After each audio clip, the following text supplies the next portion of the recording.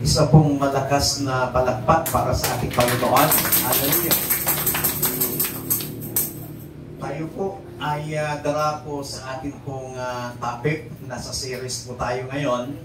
Ang ating pong pag-usapan sa hapon pong ito ay The Blessed Man. Sabihin mo nga sa katabi mo, God bless you, blessed. Tayo pong lahat ay tumayo bilang paggalang natin sa salita ng ating Panginoon. Muli po nating basahin yung ating pong teksto sa Psalm chapter 1 verses 1 up to 6. Babasahin ko po sa magandang balita Biblia. Mapalad ang tao na hindi lumalakad sa payo ng masama, ni tumatayo man sa daan ng mga makasalanan, ni nauupuman sa upuan ng mga manglilibak, kundi ang kanyang kasayahan ay nasa kautusan ng Panginoon. At sa kautusan niya, nagbubulay-bulay siya araw at gabi. At siya'y magiging parang punong kahoy na itinanim sa siping ng mga agos ng tubig na nagbubunga sa kanyang kapanahunan. Ang kanyang dahon na may hindi malalanta at anumang kanyang gawain ay giginhawa. Ang masama ay hindi gayon, kundi parang ipa na itinataboy ng hangin. Kaya't ang masama ay hindi tatayo sa paghatol, ni ang mga makasalanan man sa kapisanan ng mga matuwid, sapagkat nalalaman ng Panginoon ang lakad ng mga matuwid, ngunit ang lakad ng masama ay mapapahamak. Pagpalain ng Panginoon ng kanyang masalita na atin pong nabasa mula po sa hapon pong ito. Maaari na po kayong pumupo. Napakaganda po ang sinabi ni kapatid na David na tinalakay niya dito na ang tao ay isang blessed. Kung tatanungin po natin, Pastor, ano bang ibig sabihin ng blessed man? In the Old Testament, ang tinatawag na blessed man ay ito yung taong may pagkatakot sa Diyos. Ito yung taong tinawag na matuwid na tao. Ito yung tinatawag na perpektong tao. At ito yung tinatawag na just man in the Old Testament.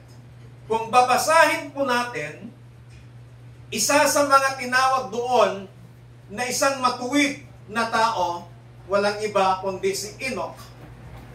At kung titingnan din naman po natin, yung buhay po ni David, bagamat napakarami po niyang pagkukulang, pagkakasala sa Panginoon, pero ang sinabi ng Diyos, siya ang taong malapit sa kanyang puso. So, blessed. Lahat ng tao sa Old Testament, lahat ng mga propeta, lahat ng mga ginamit ng Panginoon na tao doon sa Old Testament ay may mga kahinaan, may mga pagkukulang, may mga pagkakasala sa harapan ng Panginoon, but still, tinawag niya silang blessed, tinawag niya silang perfect man, tinawag niya silang may pagkatakot sa Panginoon.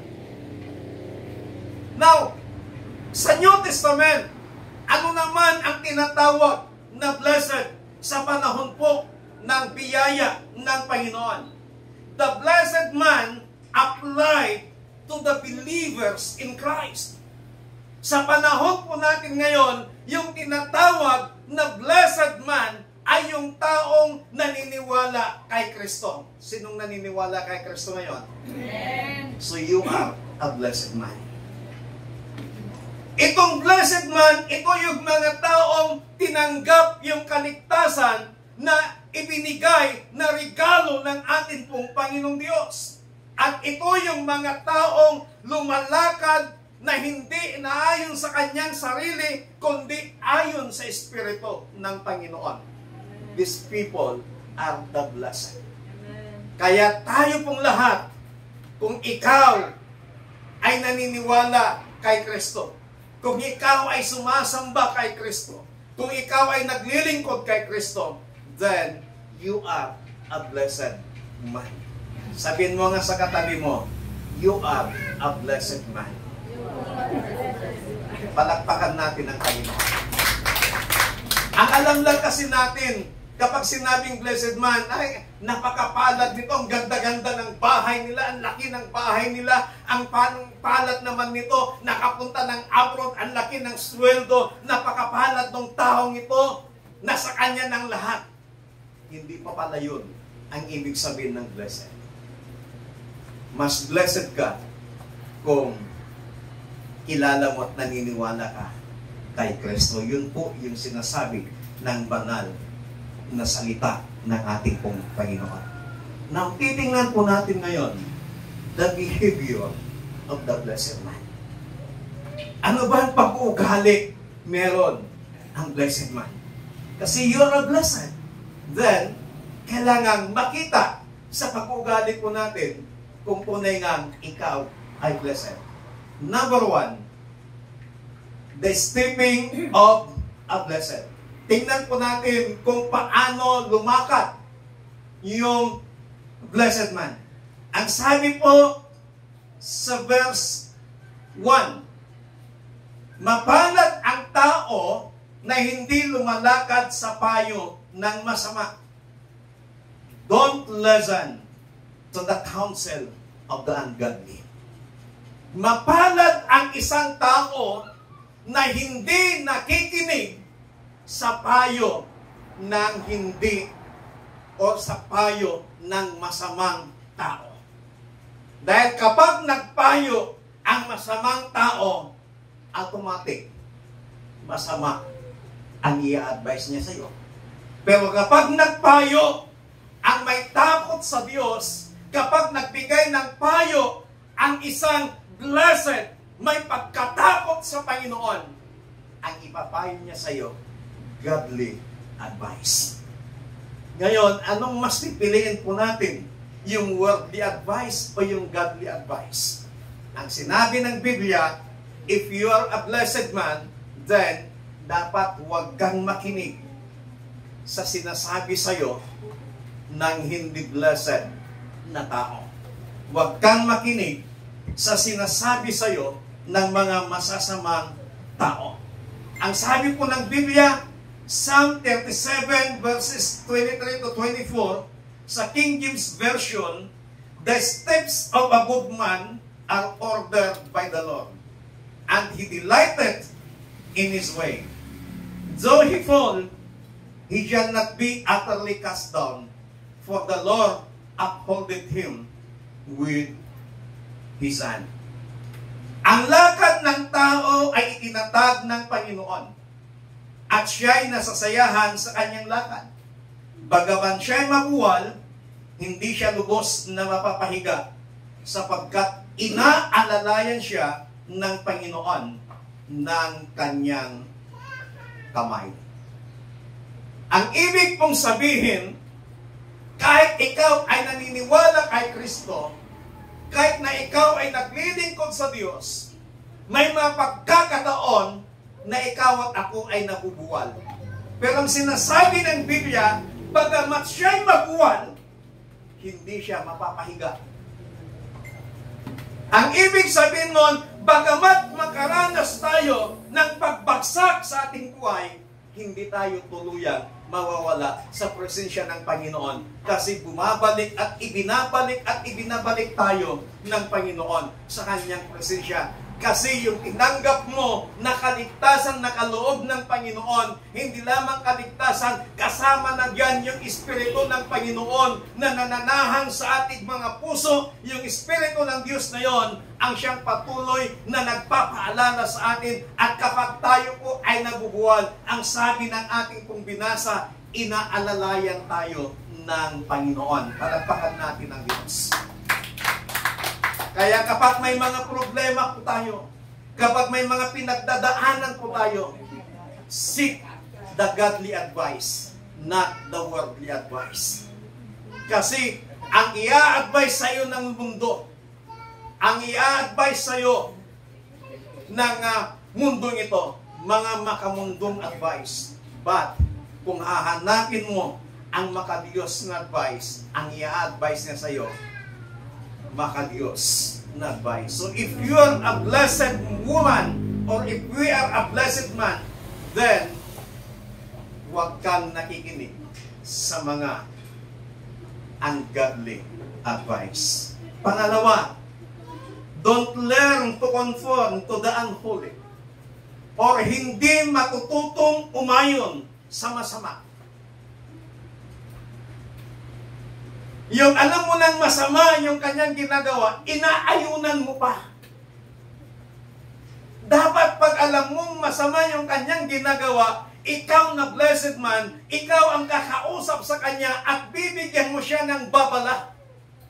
Marahil hindi niya alam na yung kanyang ginagawa ay masama at ikaw ang nakakalam, then kakausapin mo siya at pagsasabihan ang taong ito. Dahil kapag siya'y napahamak na hindi mo pinagsabihan ang sinasabi ng Biblia, hahanapin ng Diyos sa inyong mga kamay ang kanyang dugo. Pero kapag pinagsabihan po natin ang taong patuloy na gumagawa ng masama at hindi siya nagbago, then wala ka ng pananagutan sa harapan ng Panginoon. Yun po ang sinasabi in the book of Ezekiel. Kaya tayo po mga tinatawag na blessed man, huwag tayong makiayon kung ano yung ginagawa ng mundong ito. Huwag tayong makiayon sa ginagawa ng mga taong masama. Kailangan manindigan ka sa katotohanan, manindigan ka sa salita ng ating pong Panginoon. Pangalawa na makikita po natin dito, the standing of a blessed man. Paano ba tumayo yung blessed man? Number one, they stand in the ways of God. Ang blessed man, tinatayuan niya yung mga pamamaraan ng Panginoon. Ang tao, kapag may problema, kuminsan yung sarili niyang pamamaraan ang kanyang ginagawa. Pero pag ikaw ay blessed man, tumatayo ka sa pamamaraan ng Panginoon. Tumatayo ka sa mga daan ng Panginoon na hindi ang iyong sariling daanan, hindi ang iyong sariling kagustuhan, kundi yung kagustuhan ng Panginoon. Pangalawa, they stay in the Word of God. Sila'y nananatili sa gawain ng Panginoon. Whatever the cause, whatever the situations, whatever problems that they encounter in their lives, as a blessed man, you have to stay in the Word of God. Manatili ka sa gawain ng Panginoon. Kasi kapag problemado ka, kapag may pagsubok ka, iiwanan mo yung gawain ng Panginoon, mas lalo kang mapapariwara. Pero kapag may problema ka at pagsubok na pinagdadaanan mo sa buhay, mananatili ka sa gawain ng Panginoon at doon sa gawain ng Panginoon, natuturuan ka na mas lalong lumapit sa Panginoon, natuturuan ka na mas lalong manampalataya sa Panginoon, natuturuan ka na mas lalong sasamba sa Panginoon, natuturuan ka na mas lalong magpupuri sa Panginoon. Napapalakas ang iyong pananampalataya, napapalakas ang iyong espiritual na kalagayan. Maraming mga tao po ngayon,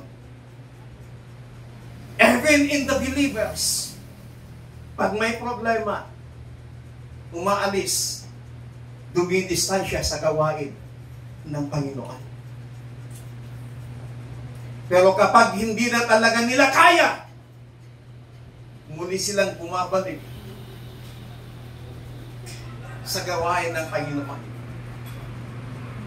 Dahil na-realize nila, sinubukan nila yung kanilang sariling pamamaraan, walang nangyari. Ngayon, lalapit ulit sila sa Panginoon. Kapatid, kaibigan, anumang sitwasyon ng ating buhay, stay in the ministry of God. Manatili ka sa gawain ng Panginoon. Kung kailan na may problema ka, mas lalo kang magiging aktibo sa gawain ng Panginoon. Kasi walang taong walang problema. Walang taong walang pagsubok. Kung kami na mga pastors, sinusubok din. Kung dahil sa pagsubok na yan, ang prinsipyo namin, saka lang kami magmi-ministry pag wala na akong problema, saka na lang na ako mag-full time sa gawain ng Panginoon pag walang problema. Kailan ka makapag-umpisa ng gawain sa Panginoon? Kailan ka makapag-umpisa na manatili sa gawain ng Panginoon? Kung ang prinsipyo mo, pag mawalan ka na ng problema. As long as na nandito tayo sa ibabaw ng lupa, kaakibat na natin ang mga problema at pagsubok. Bakit nangyayari yun? Upang ikaw at ako na naniniwala kay Kristo ay manatili sa gawain ng Panginoon, manatili sa presensya ng Panginoon. And as a blessed man, sa hapon pong ito, sana tayuan po natin yung ating pananampalataya. Tayuan po natin yung ating pinaniniwalaang Diyos nang sinabi ng kanyang masalita, siya ang Diyos na makapangyarihan sa lahat. Siya ang Diyos na tumutugon sa ating mga panalangin. Siya ang Diyos na nagpo-provide ng lahat ng ating pangangailangan. Siya ang Diyos na nagpapagaling ng ating mga karamdaman. Siya ang Diyos na gumagabay sa atin. At siya ang Diyos na mahabagin at mapagpala sa lahat. Kung aalis ka, lalayo ka, lalamig ka sa Panginoon. Konting problema lang. Nangangailangan ka ng financial. Lahat tayo dito nangangailangan ng financial.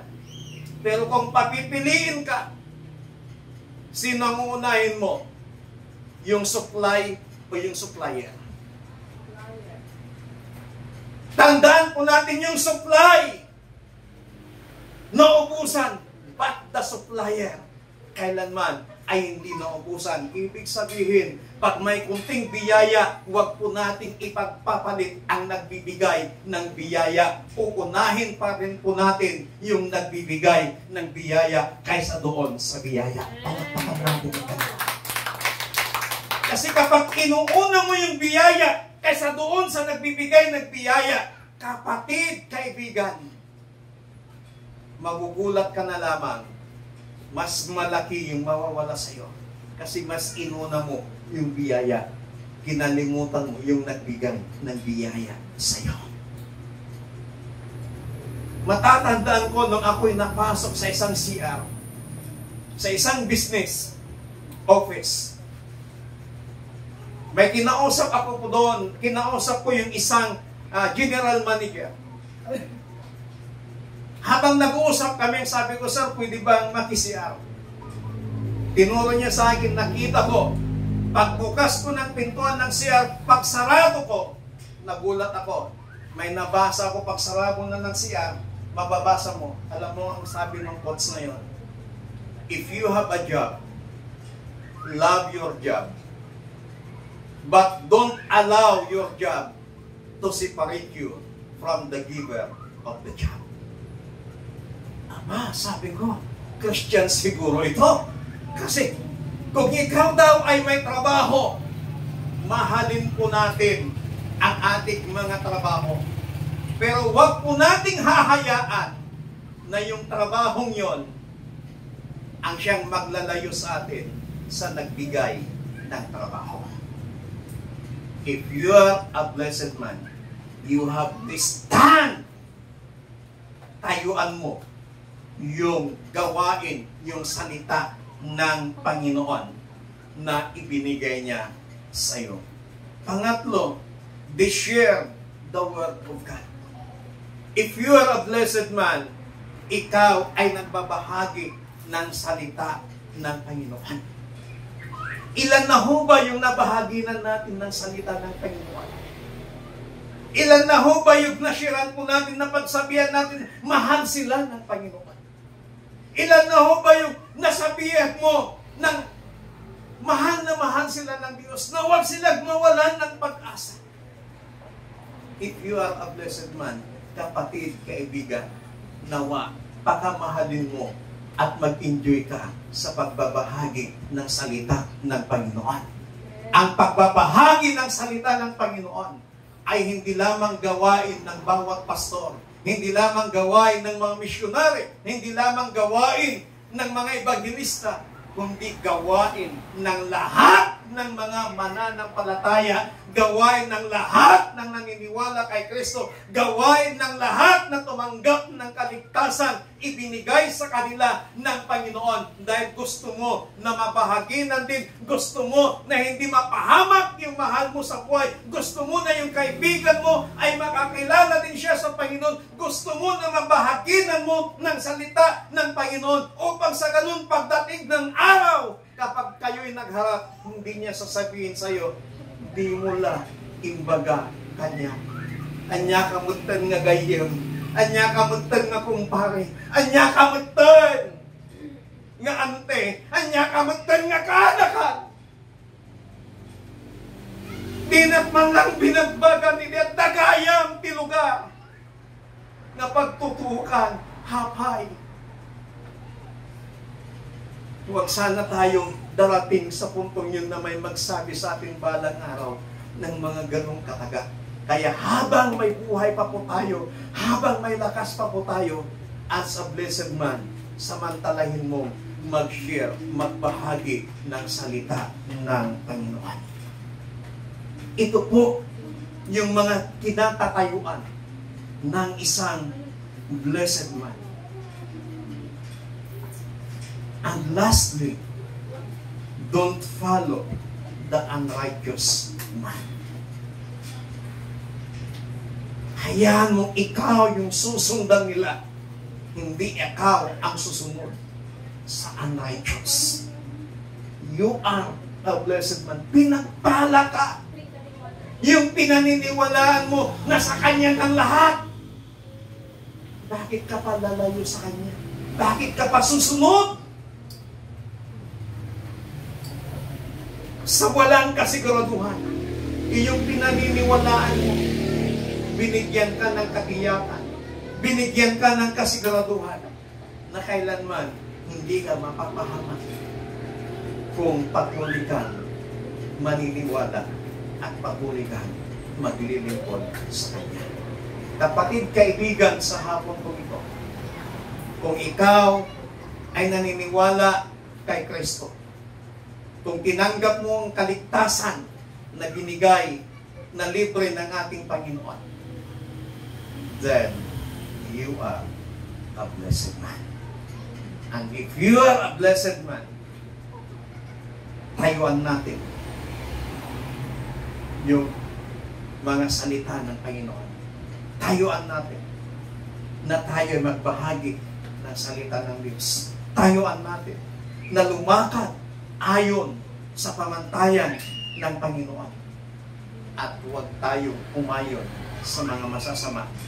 At huwag tayong sumunod sa mga ungodly advice. Tayo nga pong lahat ay tumayo sa hapon po ito. Napakaliwanag po yung sinasabi ng salita ng Panginoon, na blessed o mapalad ang tao na hindi lumalakad sa payo ng masama, ni tumatayo man sa daan ng mga makasalanan, ni nahukuman sa upuan ng mga manglilibat. Kapatid, we are now in the New Testament times. Ibig sabihin, andito tayo sa panahon ng biyaya. And we are now living in the last days of the last days. Pagkatapos ng ating henerasyon, wala na hong susunod. Malapit na ho ang katapusan ng mundo. Kung noon, winasak ng Panginoon ang buong mundo sa pamamagitan ng malaking baha. At ang sinasabi ng Panginoon, hindi na niya muling gugunawin pa ang mundo sa pamamagitan ng baha. Kaya kapag may mga bumaba sa iba't ibang lugar, huwag kang matakot. Kasi hindi niya gugunawin ang mundo sa pamamagitan ng baha.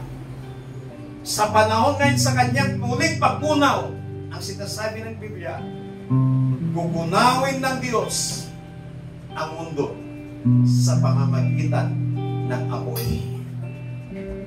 Malala po ninyo, di ba, nung ginunaw ng Panginoon ng mundo, winasak niya ang tao, maraming nasira, maraming namatay. Naglagay ang Panginoon ng rainbow. Kaya kapag nakikita ninyong lumalabas ang rainbow, ang ibig pong sabihin yan, yan ang kubinan, yan ang pangako ng Panginoon. Nang sinabi niya, mula ngayon hindi na niya muling bubunawin, hindi niya muling wawasakin ang mundo sa pamamagitan ng baha. At habang nakikita natin yung mga rainbow na yan, yan ang sign na naalala ng Panginoon ang kanyang pangako. Pero, bagamat sinabi ng Panginoon na hindi na niya muling gugunawin ang mundo sa pamamagitan ng baha, pero muli niyang gugunawin ang mundo sa pamamagitan ng apoy. Susunugin niya ang lahat ng nandito sa ibabaw ng lupa. Paano tayong blessed man? Bago mangyari yun, ang mga blessed man, aalisin na niya dito. Isi-safety na ng Panginoon yung mga blessed man. At yun na yung magiging katapusan ng mundo ito. Maraya tanungin niya ako, Pastor, kailan mangyayari yun? Hindi po natin alam. The Bible says, only God knows. Sinasabi ng Biblia, maaaring ito ay umaga, araw, gabi. Dahil ang kanyang muling pagparito ay katulad ng isang magnanakaw na walang nakakaalam.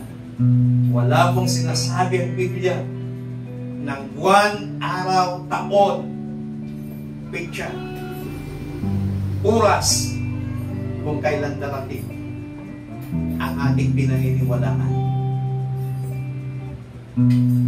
And if you are a blessed man, manatili ka kung saan ka inilagay ng Panginoon. Bakit napakahalaga na ikaw ay manatili sa ministry, manatili sa church? Kasi ang babalikan ng Panginoon is His church. Ang kanyang iglesia, ang kanyang church, ang babalikan ng Panginoon. Pero kung hindi ka nanatili doon sa church, paano ka madadatnan ng Panginoon? Kaya sa umahapong ito, kapatid, kaibigan, bilang blessed man, you have to be proud na ikaw ay tinuring ng Panginoon na blessed man. Sigaw nga po natin, I am a blessed man. Lakasan po natin, I am a blessed man. Hallelujah. Panginoon, sa hapong ito, salamat sa inyong masalita. Itinuring mo kami at tinawag mo kaming blessed man. Hayaan po ninyo, dakilang Diyos, na tatayuan namin ang aming pinaniniwalaan. Tatayuan namin ang iyong mga salita. At magbabahagi kami ng iyong mga salita, Panginoon. Hindi namin susundin yung mga ungodly advice at yung mga pamamaraan, yung mga daanan ng hindi nakakakilala sa inyo. Kundi susundan namin ang mga yapak mo, Panginoon. Ang mga daanang inilaan mo para sa bawat isa sa amin. Dakilang Diyos, bilang isang tao, bagamat kami po ay naniniwala sa inyo, bagamat kami ay naglilingkod sa inyo, bagamat kami ay sumasamba sa inyo, hindi po kami exempted sa mga problema. Hindi kami exempted sa mga pagsubok. Pero ang tanging hiling lamang namin sa iyo, Panginoon, na pagdating ng mga problemang ito, pagdating ng mga pagsubok na ito, Panginoon, hindi kami lalayo sa iyo, kundi mas lalo kaming lalapit sa iyo, Panginoon. Mas lalo kaming kakapit sa iyo.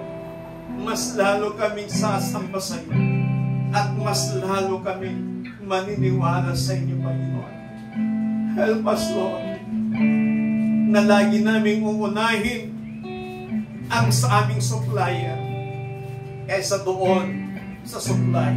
Ang ibig sabihin, mas lalo ka naming mamahalin, mas lalo ka naming uunahin, Panginoon, kaysa sa lahat ng bagay. Kasi alam namin ang lahat ng bagay na pangangailangan namin, ikaw lamang ang maaaring makapagbigay, Panginoon. Kaya tulungan mo kami na mas lalo ka naming mamahalin sa lahat ng aspeto ng aming mabuhay. Dakilang Diyos, continue to bless this blessed people in this barangay, in this church, upang sa ganon, mas lalong mag-enjoy sa paglilingkod sa inyo. Marami pong salamat. Ito ang aming panalangin sa matamis na pangalan ng aming Panginoong Hesus. Ang lahat ay magsabi ng Amen. Palakpakan po natin ang Panginoon. Yung